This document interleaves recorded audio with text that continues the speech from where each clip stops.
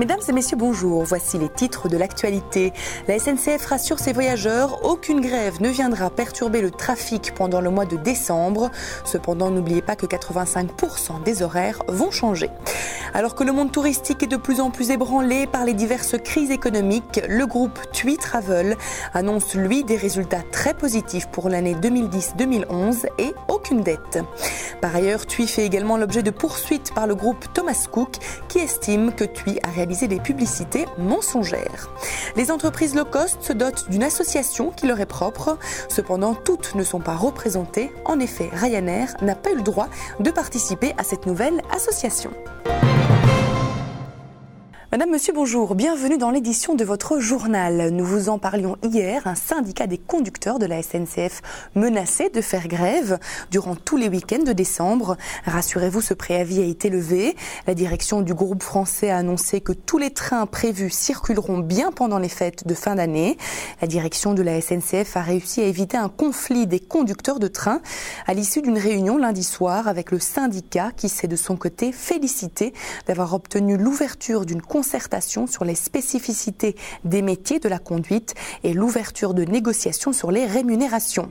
Le mois de décembre s'annonce toutefois chahuté par le changement de 85% des horaires dès le 11 décembre. En bref, aux États-Unis, la TSA, l'administration pour la sécurité des transports, a révélé qu'une passagère désirant embarquer à l'aéroport de Newark, à destination de la Belgique, avait pas moins de 5 grenades dans son sac. La TSA a expliqué que les grenades étaient inertes et que la passagère avait montré le contenu de son sac au contrôleur sans imposer de résistance. Ni la nationalité ni l'âge de la femme n'ont été révélés.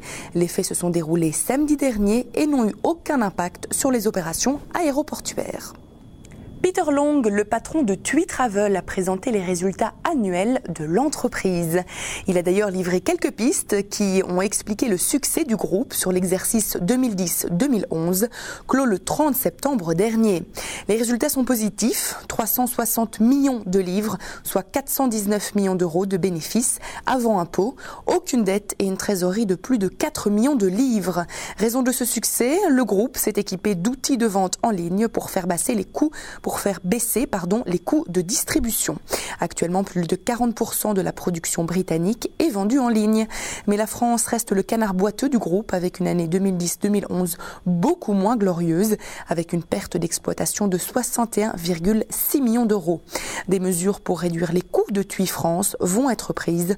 Environ 400 emplois vont être supprimés à partir de 2012. Ce nouveau plan de réduction de coûts est fixé sur 3 ans et devrait permettre une économie de 22 millions d'euros. Par ailleurs, Thomas Cook a décidé de poursuivre TUI pour dénigrement auprès de l'association des agents de voyage britanniques. Certaines publicités peuvent avoir enfreint le code de conduite, témoigne le porte-parole de Thomas Cook. En effet, une publicité de Thomson, filiale de TUI, affirme que vous pouvez sourire parce que vous êtes entre de bonnes mains. Un autre voyagiste est peut-être pris dans les turbulences, mais nous sommes en pleine forme. Une autre filiale de TUI a elle aussi fait référence à la crise qu'a connue Thomas Cook récemment, en disant qu'à la différence d'un autre voyagiste, vous n'avez pas à vous inquiéter de la façon dont nous gérons nos affaires. La sentence pourrait aller d'une réprimande jusqu'à l'exclusion de l'association des agents de voyage, comme quoi profiter du malheur des autres n'est pas toujours une bonne idée. Les entreprises low cost françaises ont fondé un club pour tenter de corriger leurs images. En effet, ces compagnies à bas coût en ont assez d'être caricaturées par les provocations de Michael O'Leary, le président de la compagnie Ryanair. C'est ce que témoigne Jean-Paul Tréguet, le coprésident du club des entreprises low cost récemment créé. Les entreprises à bas coût permettent de faire baisser les prix et représentent 300 000 à 500 000 emplois en France, explique l'autre coprésident, l'économiste Pascal Perry. Parmi la dizaine d'adhérents, la chaîne hôtelière Formule 1, le hard discounter alimentaire Netto et la compagnie aérienne Transavia en sont membres. Le monde du low cost y est donc largement représenté, à l'exception bien sûr de Ryanair. La chasse à l'homme aura duré 50 jours, mais Henri Haïti, accusé d'avoir tué et mangé un touriste allemand, s'est finalement rendu à la police. Pour rappel, M. Haïti, guide professionnel, avait disparu quand les restes de Stéphane Ramin avaient été découverts sur l'île polynésienne de Nuku'iva.